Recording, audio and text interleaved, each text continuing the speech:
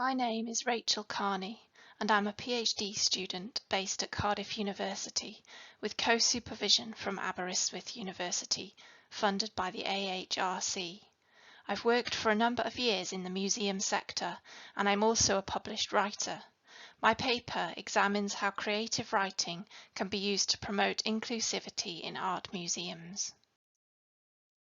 How can art museums enable visitors to effectively engage with the artwork on display in a way that is relevant and inclusive, embracing multiple perspectives and diverse opinions? My research seeks to answer this question, examining the potential benefits of creative writing in art museums. In particular, I'll draw on the poetic tradition of ekphrasis. The definition of ekphrasis has developed over time, but is now commonly understood to be a form of creative writing, often but not always a poem, that responds to a visual work of art. I propose that art museums can use the ekphrastic or creative response of visitors to a work of art as an effective tool for visitor engagement, enabling them to promote diversity and inclusivity within their permanent displays. Step 1 will be to display at least one alternative label alongside the curatorial label, presenting a creative response written by an individual. Step 2 will be to invite visitors to write their own response with the option of adding this to the display, for example, on a notice board or a digital screen. Many museums already make use of creative writing, but there has been relatively little research in this area. I will present two case studies that each focus on one of the two steps I've just described. The first case study from the Denver Art Museum uses what I've described as Step 2, the written response of visitors. They encouraged visitors to respond creatively to the artwork in a range of different formats, one of which was a poetry journal. They also completed a pilot study with a similar poetry writing booklet for a temporary exhibition. Results from these studies showed how visitors felt that writing poetry enhanced their appreciation and enjoyment of the paintings, and that it changed their perspective of the works, helping them to see connections both with other visitors and among the works of art in the exhibit. These two studies indicate that ekphrastic writing activities can be extremely valuable in an art museum as a way to deepen visitors' engagement. But they focus primarily on the practical issues of encouraging visitors to participate, with no assessment of their impact on visitors' experience in terms of inclusivity.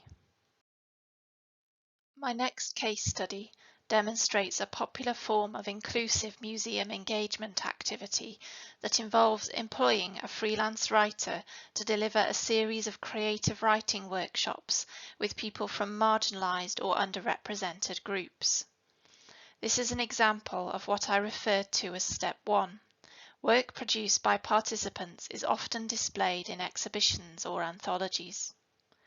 Joan Anim-Addo and Viv Golding worked with members of the Caribbean Women Writers Alliance from 1996 to 7, inviting them to write poetry in response to ethnographic collections at the Horniman Museum.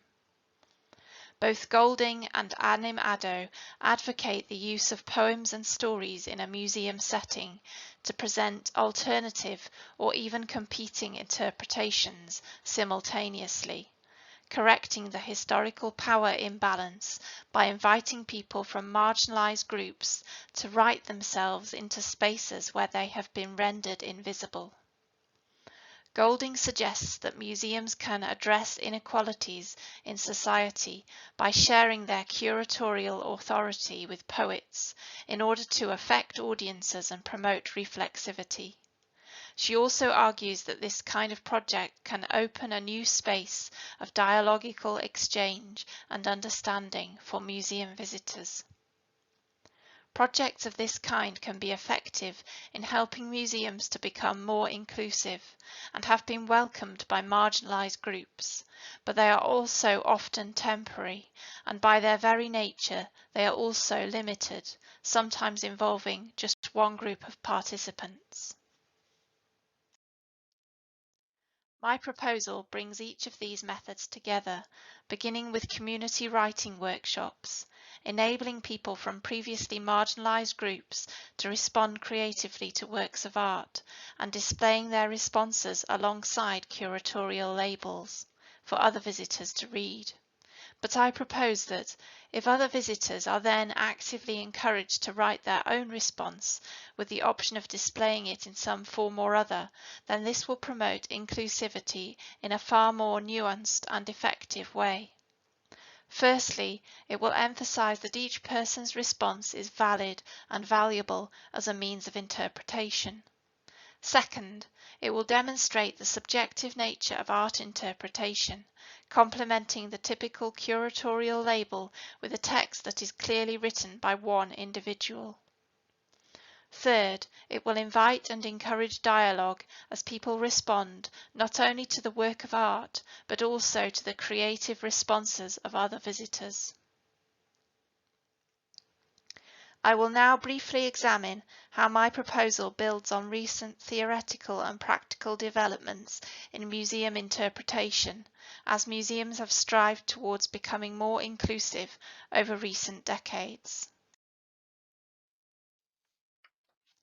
Lisa Roberts describes a shift in museum practice from the 1970s onwards, as museums began to acknowledge that their own interpretations may not take into account the views of everyone, effectively authorizing other criteria of knowing and legitimizing other knowledge producers, so that visitors themselves may now have a hand in the meaning-making process. As a result, many museums now use personal testimonies when interpreting their objects, though this is less common in art museums. A project at the Lang Art Gallery trialled this use of personal testimony, concluding that the key difference between displaying personal testimonies in social history museums and art museums relates to the degree of value placed on different categories of knowledge.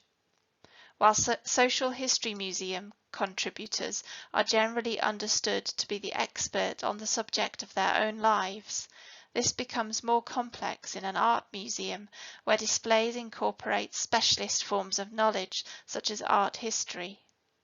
This means that participants need significant encouragement before they feel authorized or empowered to contribute. My proposal eliminates this problem, as visitors are encouraged to contribute not a straightforward personal testimony, but a creative ekphrastic response, which is, by its very nature, overtly subjective. By displaying examples of these creative responses on the museum walls, alongside the curatorial label, this validates the contribution of the individual and will encourage others to participate. There is also a growing desire in museums to emphasize their civic role, as they enable visitors to encounter perspectives different from their own.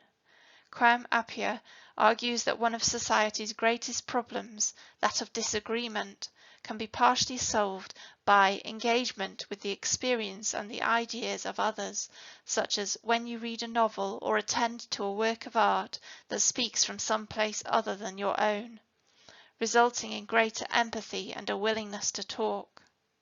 Museums often present more than one perspective on a topic in order to facilitate empathetic understandings across cultural boundaries, contributing towards the concept of inclusivity. This can sometimes be seen as tokenistic, especially if these voices are not given prominence or are edited by others, but this work is valued by many as a step in the right direction. My proposal provides an opportunity for visitors to encounter a range of views responding to the same work of art, as well as an invitation to add their own perspective, contributing towards what will become a shared, inclusive, interpretive space. Increasing levels of participation and dialogue have also helped museums to become more inclusive in recent years. Researchers such as Falk and Dierking suggest that museums do not go far enough in supporting collaborative learning and social distributed meaning making. And Nina Simon's participatory museum framework advocates increasing levels of interaction between the visitor and the museum, as well as other museum visitors.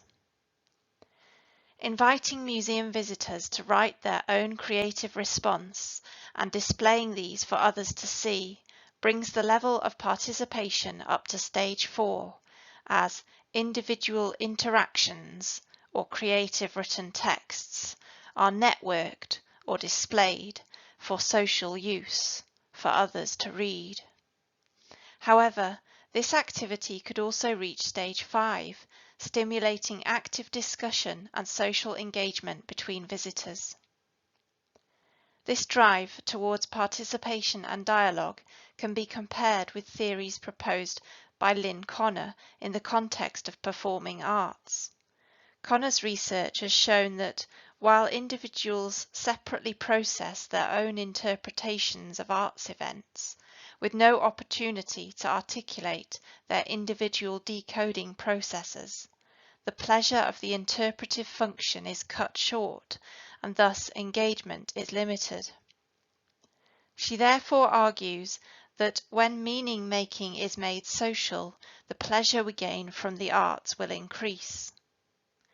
Burnham and Kai-Key also advocate the dialogical method in the form of guided tours, where individuals become part of temporary interpretive communities, drawing on Gadamer's theory that dialogue is the foundation of understanding.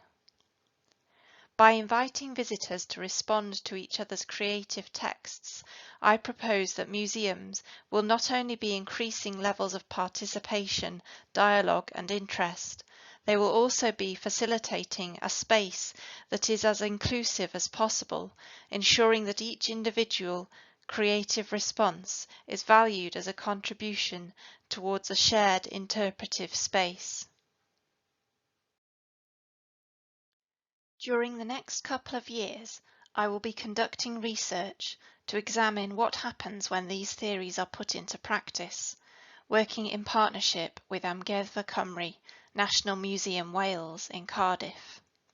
Some of this work has been delayed due to COVID-19, but once the research is complete, I hope to demonstrate that art museums can promote and celebrate inclusivity by combining these two methods: the display of creative responses written by individuals for other visitors to read, alongside the usual curatorial label, combined with an invitation for all visitors to participate by contributing their own creative response.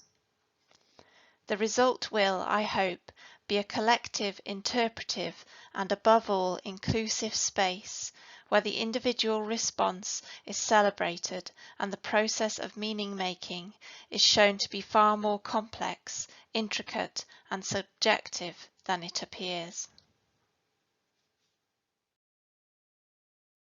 In terms of access, my intention when putting this theory into practice is not to use terms such as ekphrasis or poetry, but to make the process of writing a creative response as accessible as possible, and I intend to test out various formats, including the use of magnetic poetry. Drawing or collage may be another option that museums could use for those who are unable to write, and I'll also be investigating various digital options. Here are my references.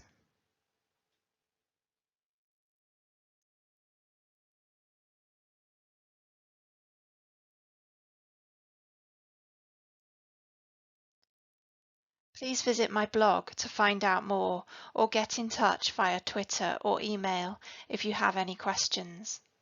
Thank you for listening.